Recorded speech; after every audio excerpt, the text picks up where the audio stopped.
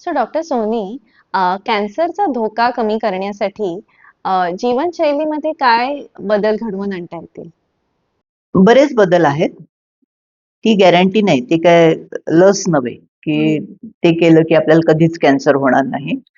पण शेवटी आपण ते टाळण्यासाठी काय करता येईल, आपल्या बाजूनी प्रयत्न हे बघतो आहोत. त्याच्यामुळे मगाशी मी सांगितलं तसं, की लठ्ठपणा आता इतका वाढतो आहे, लहान मुलांपासून वाढतो आहे आणि त्याच्यामध्ये जंक फूड वेळी अरबट चरबट खाणं, अमेरिकन स्टाईलने एवढाला बर्गर आणि एवढाला कोक दरवेळेला घेतलाच पाहिजे. हे सगळ्या गोष्टी चुकीच्या आहेत आणि सारखं बाहेर खाणं, मी मगाशी म्हटलं तसं, त्यांचं तेल कसलं आहे, ते काय हायजीन आहे, त्यांच्या करणाऱ्यांची नखं कशी आहेत, आपण काही बघत नाही. तो पाणीपुरीवाला तीच नखं बुडवून आपल्याला देतो आहे. आपण त्या आनंदाने खातो आहोत. घरचं साधं आणि सात्विक जेवण लोकांना मिळमिळीत आणि बॅकवर्ड वाटतं. तसं वाटायचं कारण नाही. उगाचच मुद्दाम ते प्रोटीन शेक्स आणि जिम इथंच फक्त तब्येत चांगली राहते असं नाही. नियमितपणा खूप पाहिजे. कुठला ना कुठला व्यायाम, चलन-वलन शरीराला अतिशय आवश्यक आहे, की जे तुमचं वजनही कमी करतं, तुमचा फॅट मसल रेशो बदलतं, तुम्हाला चांगली भूक लागते, मग त्याच्यामुळे चांगलं उत्सर्जन होतं. म्हणजे रोजची संडास नीट झाली तर भूकही व्यवस्थित लागते, झोप चांगली लागते, भरपूर पाणी प्यायचं असतं. हे सगळं तुम्ही रुटीनली करतच असलात, तर त्याच्या पलीकडे मी मगाशी म्हटलं तसं स्ट्रेस मॅनेजमेंट. सगळ्यांच्या आयुष्यात ताण कुठल्या ना कुठल्या स्वरूपाचे असणारच आहे. येऊन देत. आपल्याला थोडं त्रयस्थ व्हायला शिकावं लागतं. प्रत्येक ताण ही जगबुडी आहे किंवा मी आता संपले असं वाटून न घेता, अरे बापरे म्हणण्याऐवजी मग यासाठी काय करता येईल असा प्रश्न स्वतःला विचारायला शिकायचं आणि त्या दृष्टीने पावलं टाकायला लागायचं. एकदा आपण एक ठरवलं की आपण हे करणार आहोत, की आपाप ही जी सगळी भोवताली ढगासारखी जमलेली धुसर भीती असते, की जी नुसतीच तुम्हाला एका जागी खिळवून ठेवते आणि सगळ्याचीच भीती वाटायला लागते.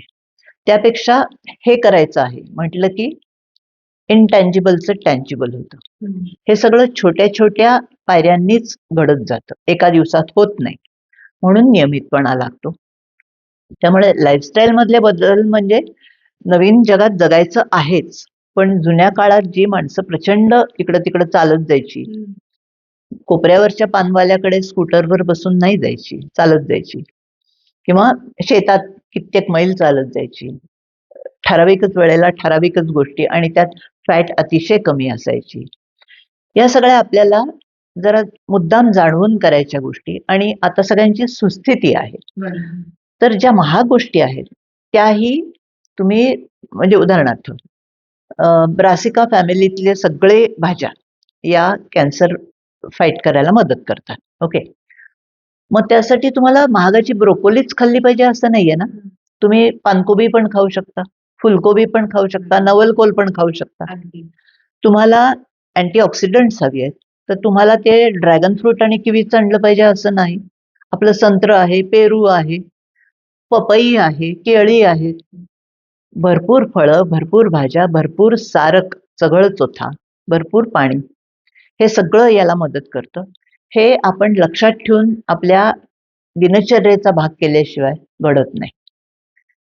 आणि मी मगाशी म्हटलं तसं स्ट्रेस मॅनेजमेंटमध्ये तीही अचानक घडत नाही. आपल्याला ती नियोजनच करावं लागतं. फॅमिली बरोबर वेळ घालवणं हा एक चांगला स्ट्रेस बस्टर आहे. त्यामुळे सगळ्यांनी मिळून अधूनमधून सुट्ट्या घालवणं एकत्र, कुठेतरी जाणं, आपल्या घराचं आणि तिथलं सगळ्या शंकांचं आणि त्रासाचं ओझं मागे ठेवून समुद्राकाठी जा, डोंगरात जा, जंगलात जा. तिथं तुम्ही टोटली वेगळ्या वातावरणात, वेगळ्याच एका मनस्थितीत असता आणि तिथून तुम्ही जे घेऊन येता, याच्यामध्ये तिथला शुद्ध हवेतला चांगला ऑक्सिजन सुद्धा घेऊन येता. हां. त्याच्यामुळे हे सगळं माणसाला चांगले मित्र हवेत, माणसाला चांगल्या हॉबीज, छंद हवेत आणि हे सुद्धा एका दिवसात होत नाही. त्याची खरी आवड असेल तरच. मी जर म्हटलं की चला मी आता टेनिसच खेळणार रोज, तर या वयात पहिल्यापासून शिकणं मला जमणार नाहीये. मग मला घरी बसून काय जमणार आहे? मला काय आवडतंय? मला भरतकाम आवडतंय का? ठीक आहे, ते बैठं आहे. पण त्याच्यात मी पूर्ण गुंगून जाणार आहे आणि त्याच्या शेवटी एक काहीतरी उपयुक्त वस्तूही तयार होणार आहे. असं आपले आपले मार्ग शोधायचे आहेत. त्याच्यामुळे लाईफस्टाईल चेंजेसमध्ये पैसा ही एका लिमिटपर्यंत फार उपयुक्त वस्तू आहे, पण त्याच्या पलीकडे त्याची कटकटच जास्त. त्यामुळे अवास्तव अपेक्षा स्वतःकडून, नवऱ्याकडून, फॅमिलीकडून, मुलांकडून हे फार महत्वाचं. कारण आजकाल एखाद दुसरंच प्रेशस चाइल्ड असतं.